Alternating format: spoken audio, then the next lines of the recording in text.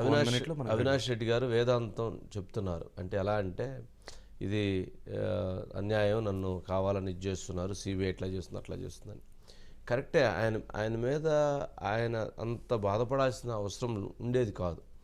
ఆ రోజు కనుక అది హత్య అని చెప్పని పోలీసులకు తెలియజేసినట్లయితే ఎంత బాధపడాల్సిన అవసరం లేదు. ఆయన అక్కడ ఉండి రక్తం దుడిపించేసి, ఒక ఎంపీ అయ్యుండి రక్తం దుడిపించి ఆడ కుట్లు కట్టించి అది గుండెపోటుగా చిత్రీకరించేటువంటి ప్రయత్నం చేసి ఉండకపోతే అంత బాధపడాల్సినటువంటి పరిస్థితి ఉండేది కాదు.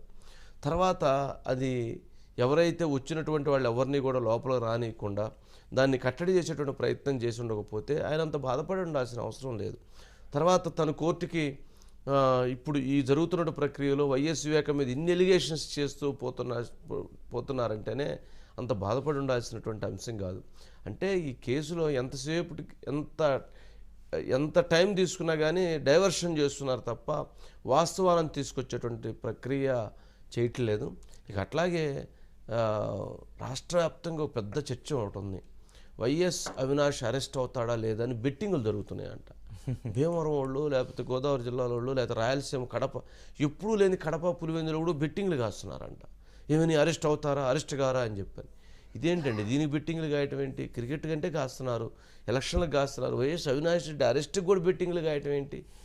అదంటే నిన్నటి వరకు మొన్న సుప్రీంకోర్టులో కేసు రానంత వరకు 90% ఫేవర్ అవినాష్ రెడ్డికి ఉందట. ఏది అరెస్ట్ కాడు అని. 10% ఫేవర్ ఇటువైపు ఉందండి. అంటే 10,000 పందెం పెడితే 9,000 అటువైపు, 1,000 రూపాయలు ఇటువైపు. గెలిస్తే వీళ్ళు 10,000 అట్టి వాళ్ళతో, లేదంటే వీళ్ళకి ఒక 1,000 రూపాయలు వచ్చాయి. అలాంటిది సుప్రీంకోర్టు జడ్జిమెంట్ వచ్చిన తర్వాత ఇటువైపు తిరిగిందట. ఇది 10% అయిందంట, అది 90% అయింది. అంటే అవినాష్ రెడ్డి వైపు 10% అయిందంట, ఇటువైపు 90% అయిందంట. కడప, పులివెందుల్లోగానే కాదు, ఈ గోదావరి జిల్లాలో కూడా ఇటువంటి బెట్టింగ్లు నడుస్తున్నాయని చాలా కథనాలు, చాలా అంశాలు చర్చకు వస్తున్నాయి. ఇది మంచి పద్ధతి కాదు. అక్కడ హత్య జరిగి పాపం సునీత పోరాటం చేస్తూ ఉంటే ఈ అంశం పైన అతను అరెస్ట్ అవుతాడా లేదా అని బెట్టింగ్లు పెట్టుకోవటం ఇది సరే. ఇక ఎవరు గోల వాళ్ళు ఉంటారు, మనం ఏం చేస్తాం. మధు ఉన్నారు, మధు ఉన్నాడా? Madhu sir, good evening. Good evening Madhu. ఏంటి ఎదైతుల్లా అని పిలవటం వెనక ఉన్న అంశం ఏంటి?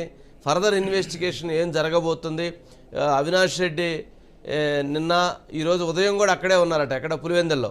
కానీ ఉదయం 11 గంటల 12 గంటల తర్వాత సడన్గా బయలుదేరేసి హైదరాబాద్ వచ్చేసారంట. అంటే రేపు కోర్టులో విచారణ ఉంది, రేపు మధ్యాహ్నం కోర్టులో విచారిస్తామన్నారు. 25 విచారించాల్సింది, 24 సుప్రీంకోర్టు తీర్పు ఇచ్చిన తర్వాత 25 విచారించాల్సింది. 25 స్టేట్మెంట్ రాలేదట.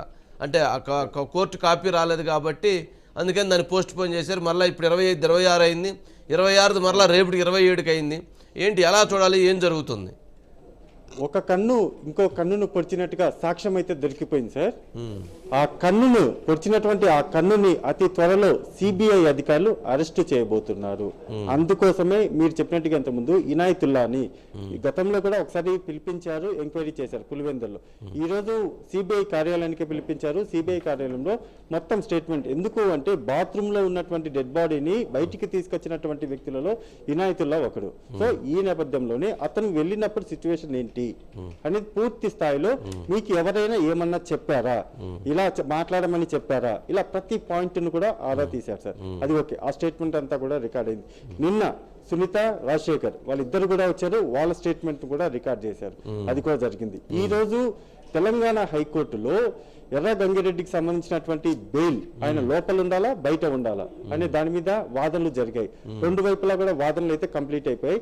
రేపు హైకోర్టు ఒక తీర్పు ఇవ్వబోతుంది. గంగిరెడ్డి ఇన్ ఆర్ అవుట్, ఈ రెండిట్లో ఒకటైతే క్లారిఫికేషన్ అవ్వబోతుంది.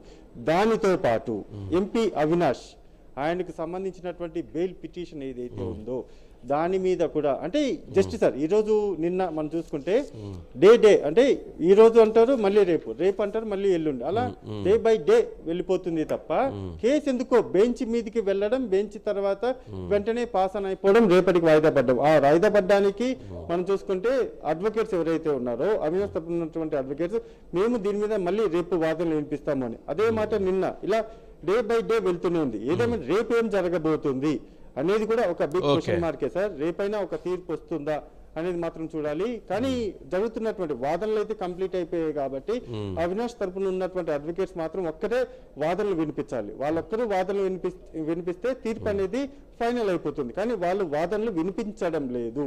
ఇది మెయిన్ గా ఉన్నటువంటి, ఎందుకంటే ఒక కేసుకు సంబంధించి ఒక పిటిషన్ సంబంధించి అంటే నిన్న సుప్రీంకోర్టులో చీఫ్ జస్టిస్ ఆఫ్ ఇండియా మీరు అసలు ఆ బెయిల్ పిటిషన్ వెనక్కి తీసుకోండి అని అంటే దాని మీద కూడా వాళ్ళు తీసుకుంటాం అన్నట్టుగా చెప్పారు కదా, మరి తీసుకుంటాము అని చెప్పడంతో పాటు సార్ సుప్రీంకోర్టు జడ్జి సిజే ఒక మాట అన్నారు, అసలు మీరు దాఖలు చేసినటువంటి అఫిడవిట్ ఏదైతే ఉందో ఆ పిటిషన్ ఏదైతే ఉందో ఆ పిటిషన్ మీరు ఉపసంహరించుకుంటే బెస్ట్ అని అయితే అన్నారు. అది ఇక్కడ సుప్రీంకోర్టులో మీరు దాఖలు చేసిన దాన్ని వెనక్కి తీసుకోండి, ఎందుకంటే మీది మేము వినాల్సిన అవసరం లేదు అన్నట్టుగా సుప్రీంకోర్టు జడ్జి సిజే చెప్పేశారు. దానితో పాటు సుప్రీంకోర్టు కూడా తెలంగాణ హైకోర్టు ఇచ్చినటువంటి తీర్పును తప్పు పట్టినప్పటికీ తెలంగాణ హైకోర్టులో ఈ పిటిషన్ అనేది ఉంది. అక్కడ వచ్చేసి ముందస్తు బెయిల్ పిటిషన్ ఏదైతే ఉందో, అంటే సుప్రీంకోర్టులో ముందస్తు బెయిల్ పిటిషన్ సంబంధించి ఆ వాదనలు జరిగినప్పటికీ ఇప్పుడు ఈసారి మాత్రము ఆ ముందస్తు బెయిల్ పిటిషన్ తో పాటు ఈ కేసుకు సంబంధించి యాంటీసెప్టివ్ బెయిల్ ఏదైతే ఉందో దాని మీద వాదనలు జరగబోతున్నాయి సార్. అది కీలకమైనటువంటి, ఎందుకంటే ఇంకా ఒప్పేసుకున్నట్టే ఈ కేసులో యాంటీసెప్టివ్ బెయిల్ వరకు సిచ్యువేషన్ వెళ్ళింది అంటే కేసుకు సంబంధించి ఇన్వాల్వ్మెంట్ ఉంది అని ఒప్పేసుకున్నట్లే. సో దాని మీద వాదన